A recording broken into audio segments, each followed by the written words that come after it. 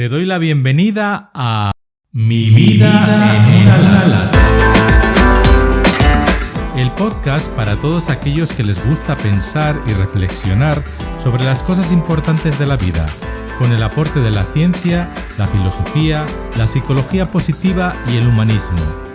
Soy Joaquín Randez, apasionado de la vida, escritor y divulgador.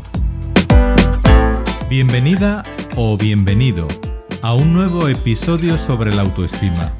Quiero recordaros que nuestro propósito es descubrir las claves para disfrutar de una autoestima armoniosa. Episodio número 3. El origen de la desarmonía de la autoestima. No digas no puedo ni en broma, porque el inconsciente no tiene sentido del humor. Lo tomará en serio y te lo recordará cada vez que lo intentes. Facundo Cabral.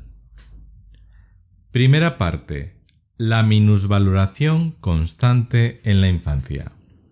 No tengo claro de si entender el origen del desequilibrio de la autoestima puede resultarnos de utilidad.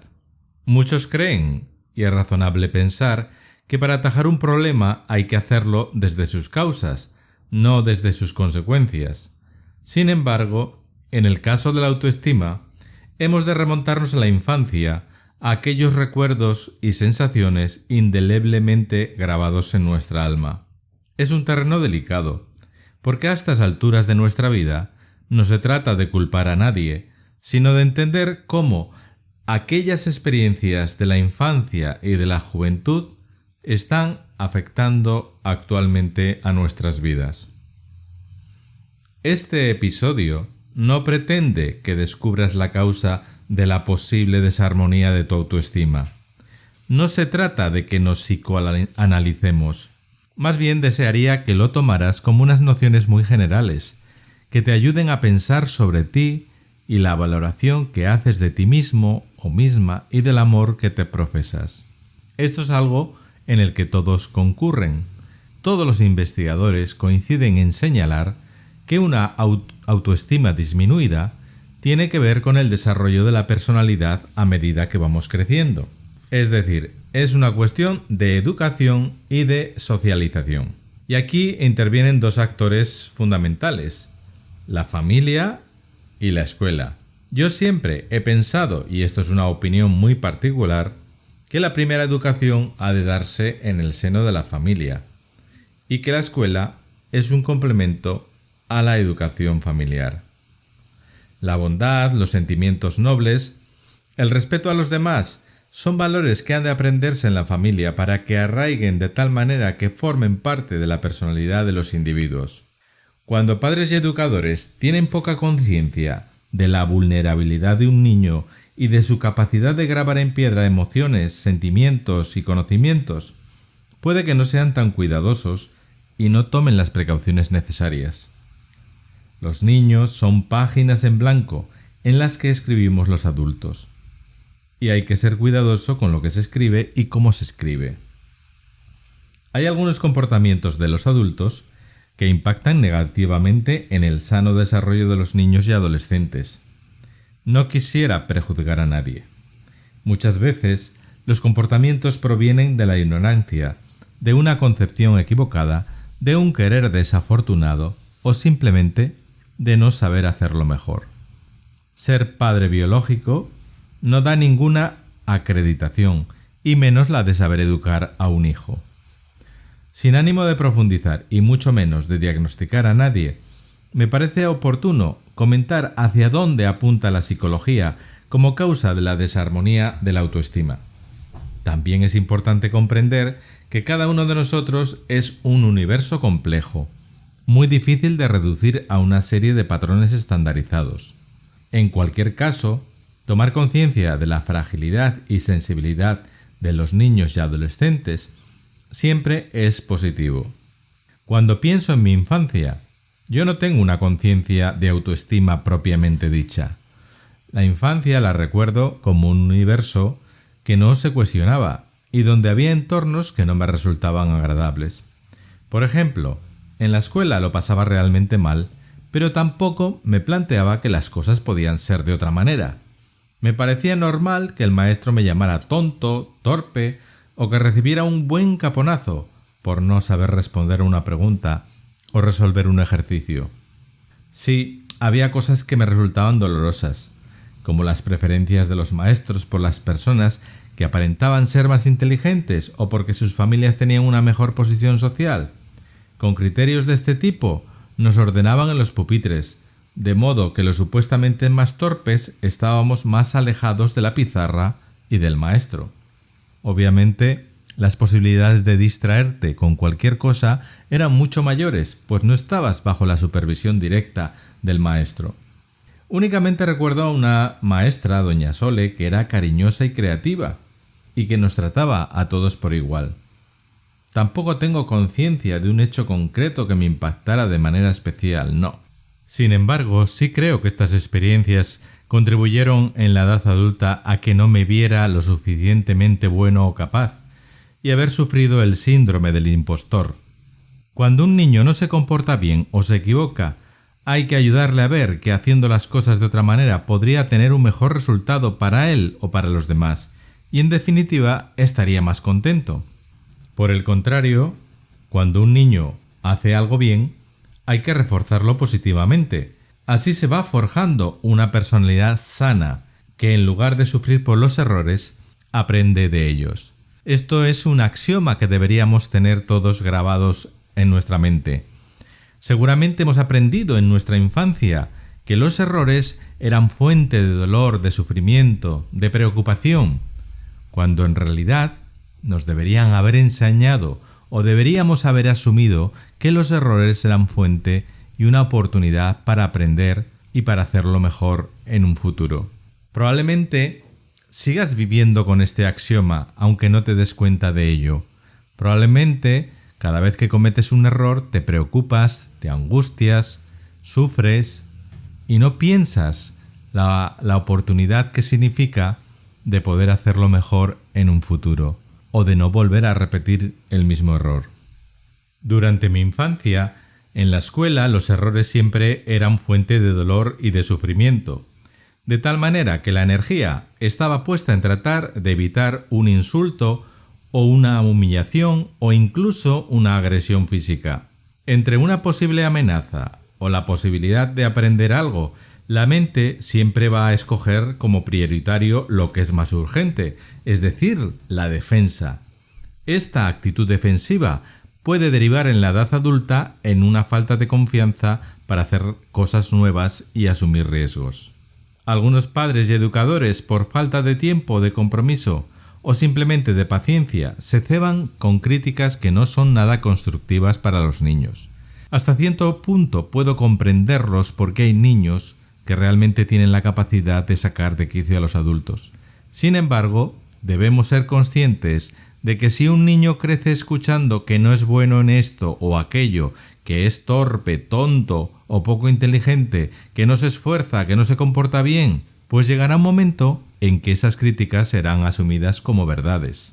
¿Cuál es la consecuencia? Pues que el niño padecerá una falta de confianza en sí mismo. No se verá bueno para nada y nunca intentará lograr algo por miedo al fracaso. Por la razón que sea, la semilla de la autoestima no se ha cultivado con la confianza y el amor necesarios, la mayor parte de las veces sin conciencia de ello. Las personas que han crecido escuchando comentarios despectivos referidos a ellas suelen desarrollar una autoestima baja y además unas actitudes negativas. Comentarios tales como «no vales para nada», «no te quiero ni ver», «qué mal lo has hecho», «eres tonto», «nunca aprenderás», «eres un desastre», «vas de mal en peor», «no vas a conseguir nada», «contigo no hago carrera», «me sacas de quicio», «mira a tu amigo qué bien lo está haciendo, no como tú», «no vas a espabilar nunca». En el opuesto están los comentarios que potencian la autoestima. «Seguro que puedes hacerlo», «te has esforzado», «estoy orgulloso de ti», «mira qué bien lo has hecho», «cada día lo haces muy bien», «estoy orgulloso». Es una realidad que hay padres que lo son por haber seguido unos estereotipos sociales, y para ellos cuidar y educar a los hijos casi supone una carga. En ocasiones estos padres proyectan sus frustraciones en los hijos y les obligan a cumplir con sus expectativas, aunque lo hagan sin maldad y con poca conciencia.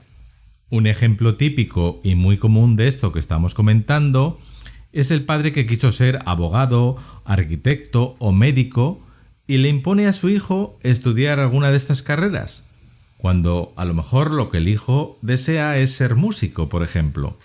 Ante la falta de motivación e incluso puede ser de capacidad, el hijo adolescente puede verse como una persona no válida y no querida, un sentimiento que le puede acompañar hasta su vida adulta.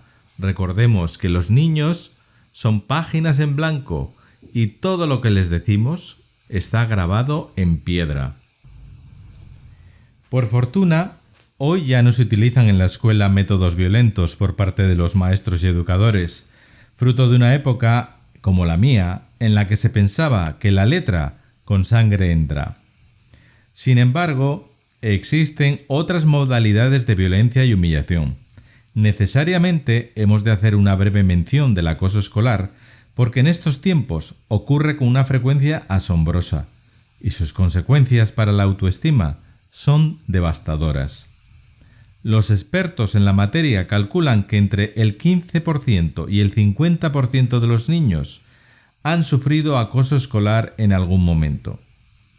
El acoso escolar o bullying es el padecimiento o daño físico y psicológico de un menor llevado a cabo con intencionalidad y de forma reiterada por parte de un compañero o grupo de ellos.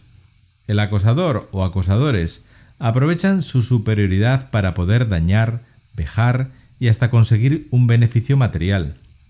Los acosadores se ceban con personas que parecen diferentes por diversas causas, como la obesidad, la timidez, el autismo, la forma de vestir. Son jóvenes que se caracterizan por no tener una empatía con la víctima, y es que seguramente ellos mismos también han sufrido acoso y malos tratos. Las víctimas pueden sufrir una variedad de trastornos psicológicos muy complejos, como la falta de concentración, depresión, ansiedad, insomnio, miedo, inquietud, nerviosismo, pesimismo y hasta ideas e intentos de suicidio. Pero incluso cuando todos estos problemas se vayan superando, quedará como un pozo, una autoestima disminuida, que puede tardar años en sanar. Pisamos un terreno delicado, pues es fácil herir sin afán de hacerlo cuando hablamos de la familia y de la escuela, y desde luego tengo el máximo respeto por estas instituciones, al igual que por ti que me estás escuchando. No se trata de juzgar a nadie, pues la mayor parte de los padres y educadores jamás tuvieron la intención de dañar, y lo más probable es que no supieran hacerlo mejor. Con frecuencia los adultos pensamos que si les hacemos la vida fácil a los niños, estarán mejor, pero es todo lo contrario. Hay una serie de acciones que no ayudan en nada a los niños. Por ejemplo, felicitar y premiar a nuestros hijos por acciones que no dependen de ellos. Si uno es guapo o es alto, no merece ninguna felicitación. Es algo que no ha sido como consecuencia de lo que han hecho, de sus capacidades, de lo que se han esforzado. Y como consecuencia, no van a desarrollar una buena autoestima. O dejar, por ejemplo, que los hijos no tengan responsabilidades y les damos todo hecho. De esta manera, no les enseñamos a ser conscientes de su mundo interior, de las decisiones que toman, del esfuerzo que realizan, de los sentimientos que desarrollan al hacerse cargo de esas responsabilidades. A veces tampoco les mostramos cariño cuando en realidad lo necesitan. Ellos quieren crecer sintiéndose arropados. Incluso cuando se equivocan, aun haciéndoselo ver, hay que mostrar ese cariño. O cuando les impedimos que se expresen, cuando no les permitimos que saquen lo que llevan dentro. Como consecuencia de esto, un niño al que se le impide expresarse y ventilar sus opiniones y emociones desarrollará una autoestima baja. En el fondo, pensemos que la infancia es la construcción del yo, es un estado en construcción de ese yo que llegaremos a ser cuando seamos adultos. De alguna forma, todos estamos involucrados en este problema, porque o somos padres o somos hijos o hermanos o nietos. La realidad de la desarmonía de la autoestima existe y con responsabilidades diferentes nos compromete y nos interpela a todos. La minusvaloración constante en la infancia está en el origen de una autoestima sin armonía. Las palabras de los adultos en los oídos de los niños tienen un impacto tremendo, bien sea positivo o negativo. Casi siempre los niños asumen las palabras de los adultos como verdades sin cuestionarlas. Terminaré este apartado contando una historia que me encanta acerca de lo que las palabras de los demás impactan en nuestro estado de ánimo, y creo que es tan válido para jóvenes como para adultos. Cuenta una fábula oriental que un grupo de ranas andaban juntas saltando por el bosque. De repente, 2 de ellas cayeron en un hoyo muy profundo. Las demás ranas rodearon el agujero y se asomaron para mirarlas mientras comprendían que ya no podrían salir de allí, pues el hoyo era demasiado hondo. Las ranas atrapadas saltaban y saltaban frenéticamente para escapar del agujero, mientras las demás cuchicheaban con nulas esperanzas de que lograsen salvarse y las daban por muertas. Así que empezaron a gritarles y a hacer gestos con los brazos para que no se esforzaran. «¡Dejadlo! ¡No lo conseguiréis!», gritaban desde el borde. Sin embargo, las 2 ranas no paraban de saltar, ignorando los gritos de sus compañeras que las desanimaban ante una muerte segura a pesar de sus esfuerzos. Gritaban tanto que finalmente una de las ranas se dio por vencida y dejó de saltar.